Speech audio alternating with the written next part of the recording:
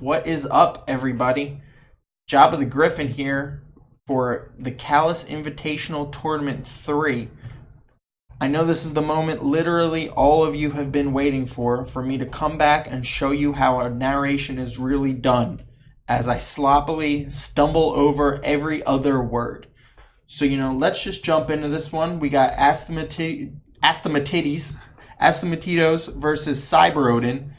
And this should shape up to be a good one. This is one of the strongest matchups from the first 16 game lineup. So, hopefully it lives up to the hype and we get a real barn burner. I don't know what speed. Let's start with really slow. And if I start to get a little anxious, I'll rev it up. Anyway, we're leading off. We got Jolt on Skarm. And then we see the Bliss switch. It's not a Skarmory without its best friend Blissey since the days of yore. CyberOdin bringing Jolteon lead. Not much more to say about what's going on right now. It is a little bit slow. Let's ramp this up because I'm not trying to die during this match. So we got Skarman. Since the Skarm came in, you assume it can actually do something like Taunt or that Fire Blast to chunk the Skarm. We're going to have to see if this is a Skarmory that just wants to get those layers down or if this is a Skarmory that's interesting. Asta doesn't really want to show the rest of the team, so goes right into Bliss and then gets chunked by a Rock Slide. Good move on CyberOdin's behalf. Very slow T-Tar. Asta gets the heal up and now is going to be able to switch out freely, which I assume he's going to do unless he has Toxic or T-Wave or some of those other things. Probably Toxic. Yep, and there it is. CyberOdin gets his Skarmory in and now he's going to be able to spike up a little bit unless it's the famous Fire Blast Blissey, which is clearly not. Asta goes to Gengar. Threaten the Skarmory out. We'll see what happens. Maybe the T-Tar comes in, pursuits. Definitely doesn't want to switch in on Wisp, so we'll see how CyberOdin plays this one, what he brings in on this. Just lets the Skarmory eat the Wisp and get more layers up. That's solid. Never can go wrong with layers. Maybe he dumps out now.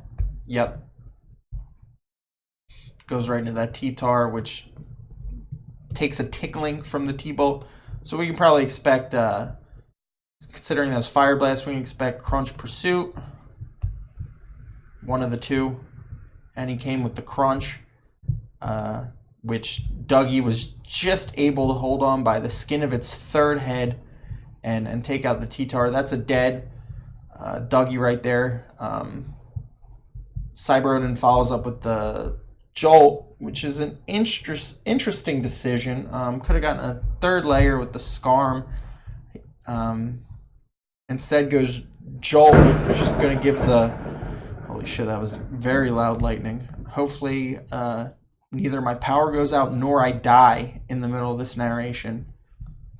If I die, tell my family that I think they're alright at best. Anyway, the Starmie comes in. Eats a Stoss.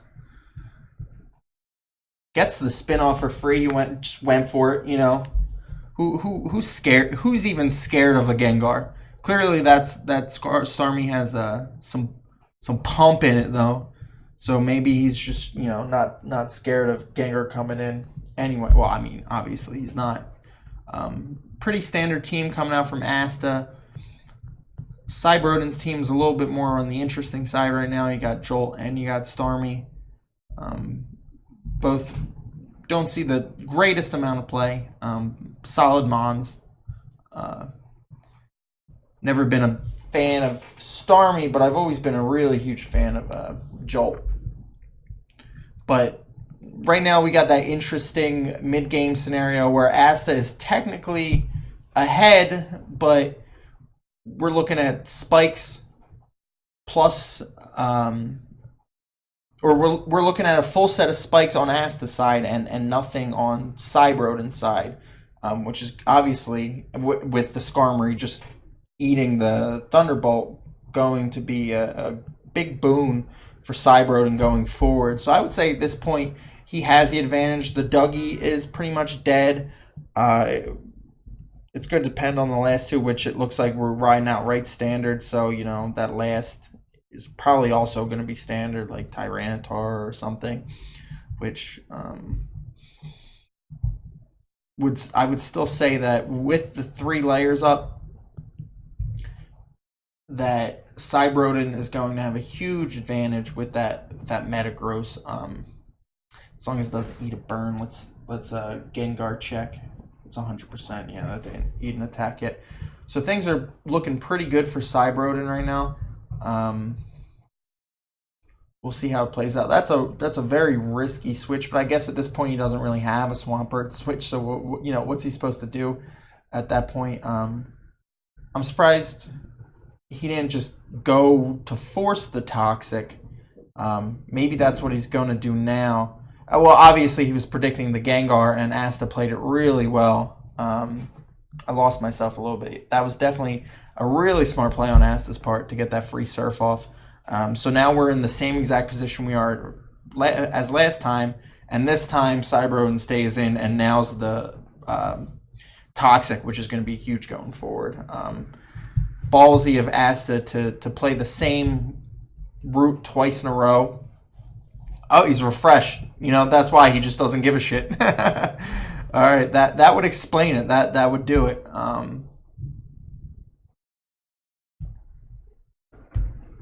So now, I still would say CyberOdin has the advantage, but it's definitely less clear. Let's check where that Swampert came out. Yeah, with the Swampert with pretty much 0 damage on it,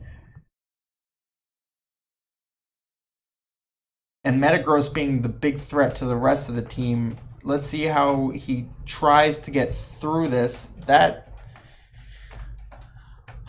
I wonder if you force. Oh, he just straight up agilities. So it looks like he is going to try and force. I don't know if I would have agility there. I don't know. I would need more than obviously the 3 seconds between turns that I'm given on a narration to know if agility is the way to go there. All right, and so CyberOdin has his own pert in the back, but is also looking at a point where it will be very hard to get rid of this Blissey, assuming it's safely soft-boiled here. That's an Endeavor pert, obviously. You can tell by that hefty pump on Blissey. Just gonna, and he gets the freeze. So just was gonna say he's just gonna try and cheese it, and he does. So we're gonna see how this plays out. I'm still not extremely confident in. I mean, I guess we'll see, because if it can just get down, I assume he's going to sub here, and then that's why Asta switched. No, he just went for another pump. I've never played Endeavor with Endeavor pert in probably my entire life, so I'm clearly no expert on what the proper way to play this endgame with that pert is, but I don't think it's getting through the Blissey unless it just keeps getting those freezes. So I guess what he's going to do is obviously he's just going to get himself all the way down. He's going to Endeavor, and then we're going to get into we're going to see how Asta handles that, which is obviously going to be very dependent on Asta's last, which, if obviously something like an arrow or something, that would outspeed after the Slack, and so then it can just clear at that point, or at least he won't have to sacrifice his Blissey. Asta goes into Gar again here, and just booms on the sub so that he does not give CyberOdin the chance to sub again. Very smart play, well done. Asta with the Starmie in the back too is obviously going to kill the Skarmory, and then the Jolt's going to come in, and then the Jolt is going to, that left near full, right? I don't know. it's a tough one. I guess he just probably T-Bolt's a tough one here. He might be P. He did. Yeah, T-Bolt. I feel like this is one of those situations where you have to go for the win. I feel like T-Bolt is just a losing play there. Asta manipulates deaths again, and that probably should be game, unless can Jolt crit from there. Ooh, pump miss is pretty brutal. Wow. I'm not sure how. I'm not sure how relevant it is.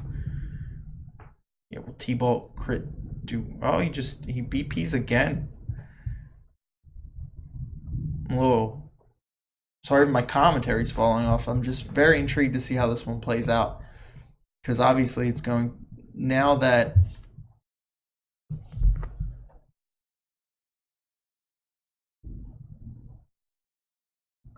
Yeah, I'm trying to see who wins here, because obviously he endeavors. What PP is endeavor? Does this show you? No, not yet. Not until he uses it.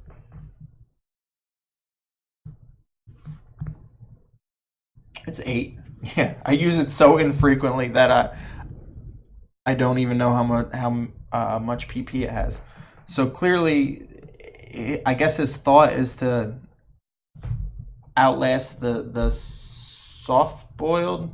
That's just game. Wow, that was very, very interesting maneuvering by CyberOdin to win that game. I'm most impressed with those baton passes. Like I started to say earlier, while it's a risky play, I think it's one you have to go for, because you wanna play to win, and I feel like T-bolting there kind of just goes. I hope he messes up. You're kind of playing for him to overthink it, and I'd rather just play to win the game, if that makes any sense. So that's something.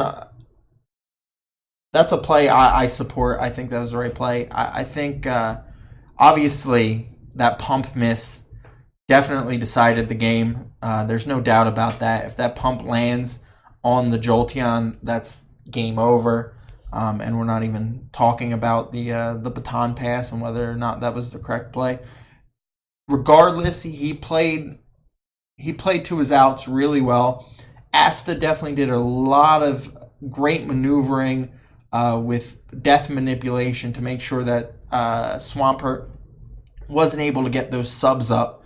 By booming on the sub and then by switching into the full spikes with the Swampert, and then CyberOdin made the plays he needed to win the game with those later baton passes.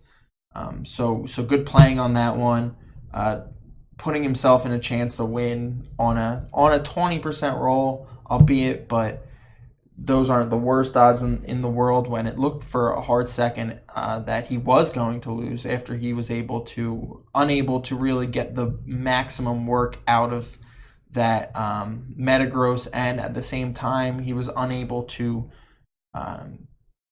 properly toxic the Swampert because of Refresh, which is something he was banking on, and that was going to be his end game, was the Agility Metagross, but unfortunately that got hard walled because of the Refresh, which clearly didn't appear he was banking on.